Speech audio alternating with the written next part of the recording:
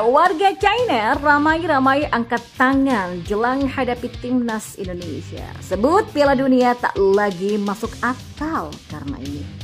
Bulan lalu, hina timnas Indonesia, kini pelatih Malaysia jilat ludah sendiri. Dan atap soal gak ada pemain Persib yang dipanggil timnas, bingung, agak aneh. Sementara itu, China versus timnas Indonesia, realita dan harapan dalam upaya lolos Piala Dunia. Yuk, simak selengkapnya sebagai berikut.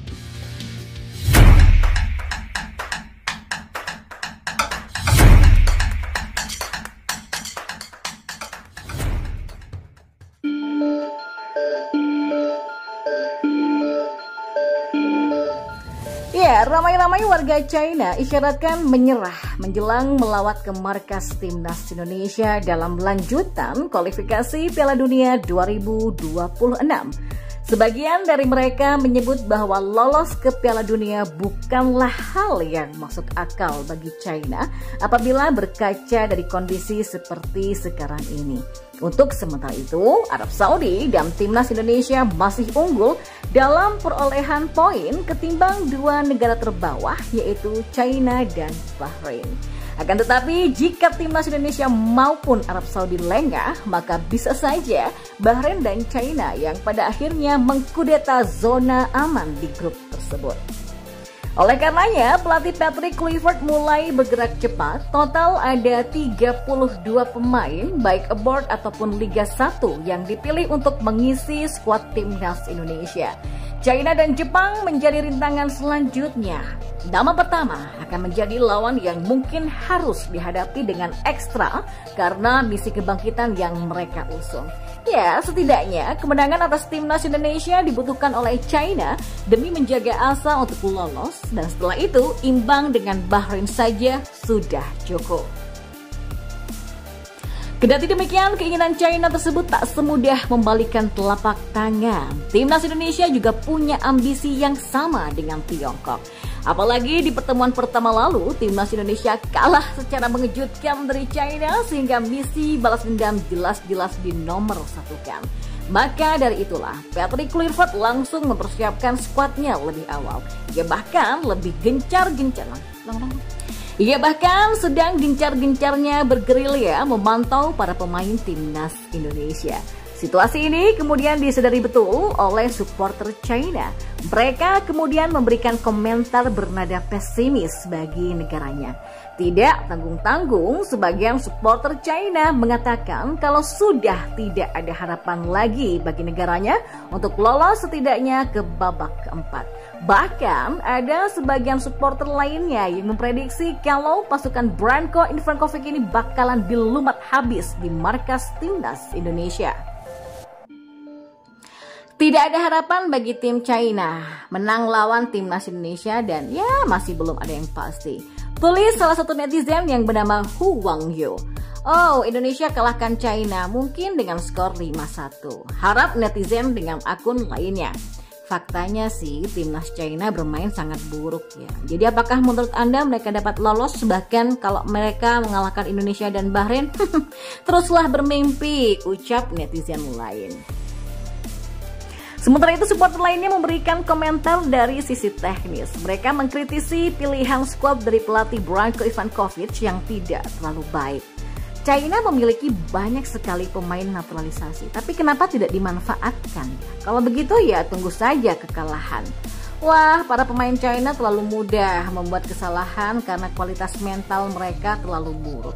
Mereka ingin menang, tetapi ujungnya kalah dan gagal. Mereka itu perlu bermain dengan sikap rendah hati, kata netizen lain. Dan di informasi selanjutnya, pelatih timnas Malaysia Peter Klamfowski menegaskan skuad Harimau Malaya bakal kedatangan pemain naturalisasi baru. Ya, Peter sebelumnya memanggil 38 pemain untuk TC Timnas Malaysia akhir Mei ini. TC yang digelar oleh Timnas Malaysia ini sebagai persiapan laga kedua Grup F putaran ketiga kualifikasi Piala Asia 2027. Ya, skuad Harimau Malaya akan ditantang Timnas Vietnam. Duel keduanya berlangsung pada 10 Juni di Stadion Nasional Bukit Jalil, Kuala Lumpur.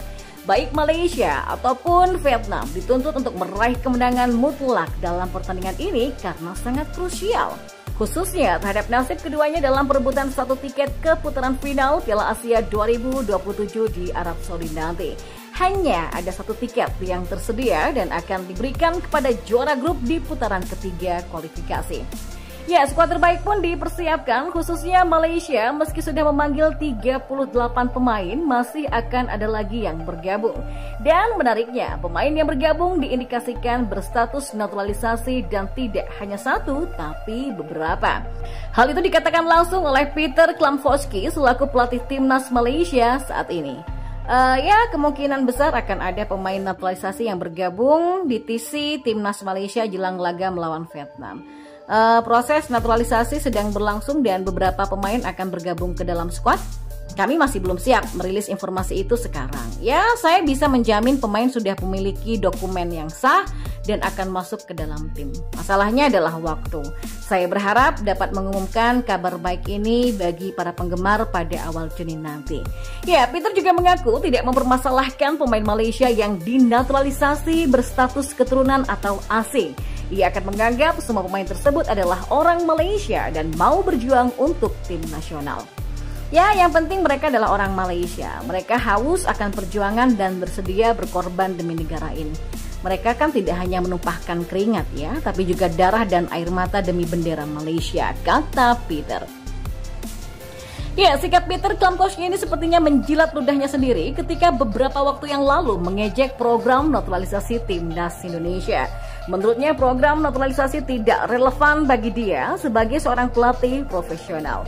Naturalisasi pemain tidak bermakna untuk Klamfosky meski saat ini ia juga menerapkan program yang sama. Dan kita beralih ke informasi selanjutnya. Legenda Persib Atep Rizal mengaku bingung dengan komposisi pemanggilan pemain untuk timnas Indonesia, di mana tidak ada satupun nama yang berasal dari skuad Persib. Padahal Maung Bandung baru saja merengkuh gelar juara untuk kedua kalinya secara beruntun. Atep mengaku bingung dengan keputusan Patrick Kluivert. Padahal banyak penggawa Maung Bandung yang punya potensi dan kualitas yang mumpuni. Ditambah Persib juga baru saja memastikan gelar juara untuk kali kedua beruntun. Saya juga bingung sebenarnya. Biasanya tim terbaik ataupun tim juara itu kan ya tentunya banyak pemain yang dipanggil tim nasional ya. Karena secara kualitas individu banyak yang menonjol. Harusnya sih ada, tapi kita juga tidak tahu keputusan sudah diambil Patrick Kluivert.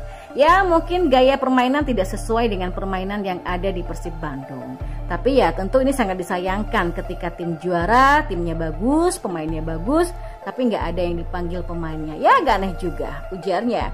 Atep menilai seharusnya ada 3 pemain Persib Bandung yang pantas mengisi skuad timnas saat ini. Dialah Beckham Putra, Edo Febriansyah, sampai Mark Locke yang layak kembali untuk dipanggil. Sebab ketiganya punya andil besar dalam perjuangan Persib untuk mempertahankan gelar juara. Sebenarnya kalau melihat performa para pemainnya, Beckham bisa jadi salah satu opsi untuk dipanggil. Ya meskipun kalau lihat di sana dia juga berat, hampir satu posisi dengan Marcelino. Edo juga menurut saya layak dipanggil ya, karena sepanjang musim dia bermain sangat baik secara individu dan cukup menonjol di posisi fullback kiri. Ya kalau Mark Locke dia juga layak dipanggil. Secara kontribusi terhadap tim juga bagus, secara permainan juga cukup konsisten. Ya di antara banyak pemain lain saya menyoroti pemain yang menonjol itu adalah Beckham dan Edo. Tapi ya tentunya Mark Locke juga layak untuk dipanggil sebenarnya ya kalau dari pandangan saya. Pungkas Atep.